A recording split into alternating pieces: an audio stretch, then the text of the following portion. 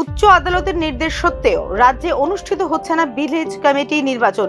এবার এক্ষেত্রে প্রয়োজনে সুপ্রিম কোর্টে আপিল করা হবে বলে দাবি করলেন ত্রিপুরা মথা সুপ্রিমো প্রদ্যুৎ কিশোর দেববর্মন। ভিলেজ কমিটি নির্বাচন না হওয়ায় জনজাতিরা ক্ষতিগ্রস্ত বলে জানিয়েছেন প্রদ্যুৎ কিশোর দেববর্মন।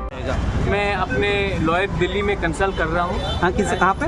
दिल्ली में। अच्छा। और अगर दरकार होगा, क्योंकि इतना दिन हो गया है, अगर दरकार होगा तो सुप्रीम कोर्ट भी हम जाएंगे। आप फाइल बीसी सर आप सरकार के साथ एक ही अलायंस पार्टनर के साथ हो, सरकार में रह के भी सुप्रीम कोर्ट में जाना पड़ रहा है, ये ऐसा क्यों हो रहा है? कहीं में लिखा तो नहीं है कि दो भाई हर चीज़ में एग्री करें, अलायंस पार्टनर हर चीज़ में एग्री करें।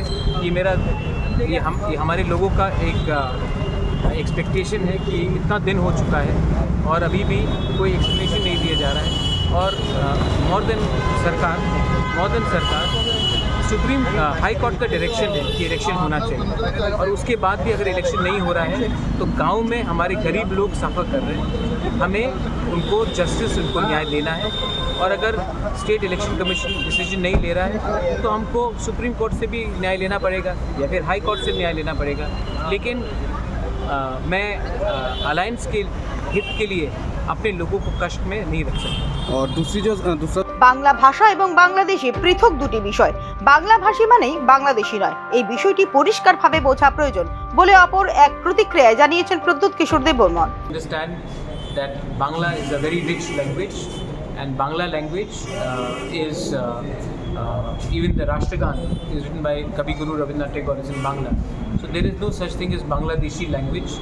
Urdu is being used, but Bangla script is also there. So there is no such thing as Bangladeshi language.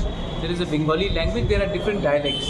So we should not confuse and target Bengalis on the name of which language they speak.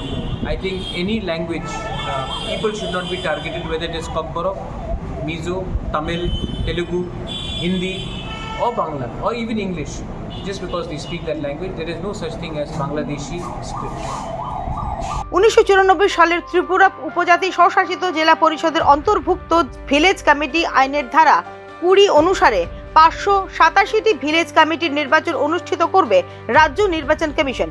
কিন্তু গত 2020 সালের মে মাসেই village কমিটিগুলির মেয়াদ ফুরিয়ে গেলেও এখনো পর্যন্ত village কমিটির নির্বাচন অনুষ্ঠিত হয়নি ত্রিপুরা উপজাতি স্বশাসিত জেলা পরিষদে, যার ফলে বিভিন্ন রাজ্য এবং কেন্দ্রীয় প্রকল্পের সুবিধা পৌঁছতে পারছে না জনজাতি অংশের তৃণমূল পর্যায়ে।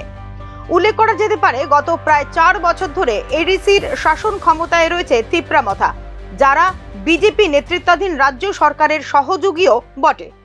Bureau report, news now.